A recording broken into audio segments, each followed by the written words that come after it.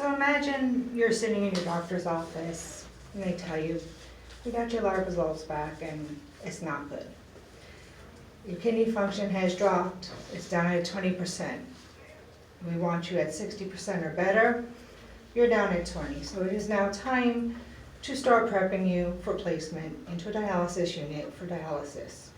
Your kidneys are no longer cleansing your blood, so we need to use an artificial kidney, a machine known as a dialyzer. And this can be done in the center or at home. So I want to discuss today, there's 3 different types of dialysis. 2 would be your option if the doctor says that to you. The last one is one that I'm not going to go into much detail on because it is called continuous renal replacement therapy that is done on a continuous 24-hour cycle in the ICU. That's not something you have the option to choose or not choose.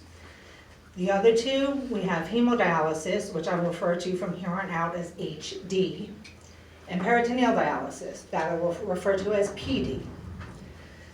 Hemodialysis, or HD, requires needles, plastic tubing, and an access to be placed. There are 3 different types of access for HD.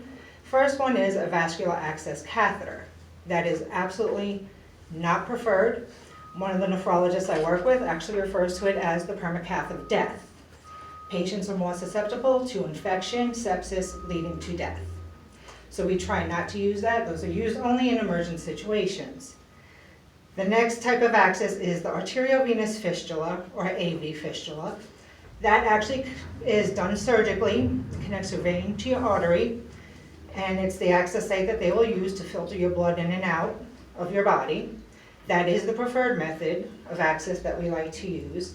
And then the other is the arteriovenous graft, or an AV graft, which is basically a looped tube that's placed in under your skin. So if you choose hemodialysis, you have the option of doing it in center, which if you do it in center, it would require you to go to the center 3 times a week for anywhere from 3 to 5 hours a day.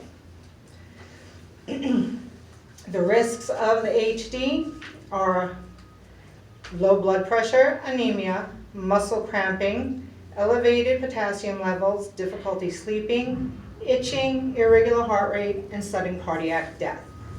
However, while you are in center doing the dialysis, there's nurses and techs there who are monitoring you. So if anything does start to go wrong, they right away get one of the physicians or 911 in to assist and get you over to a hospital. Now, peritoneal dialysis is done differently. That is done at home. And what that requires is a plastic tubing is inserted surgically into your abdomen.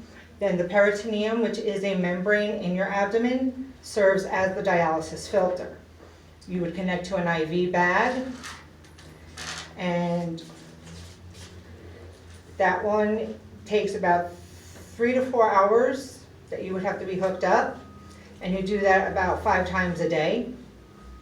It can be done at home, it can be done at work, it could be done if you went away on vacation. As long as it's a clean, quiet environment, you can do it just about anywhere. That does not require you to go into the center, only in the beginning for training on how to do it. The risks of peritoneal dialysis are abdominal weakness, elevated blood sugar, weight gain, hernia, and fever. So now that I've discussed the 2 types of dialysis that are available to you, I hope you have a little bit of a knowledge on, if you're ever faced with making that decision, what you're facing and what would need to be done. Thank you.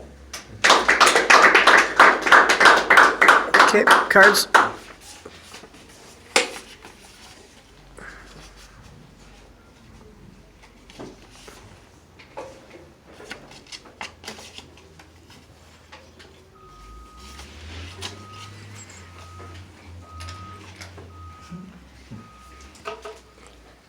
I see you in the back there.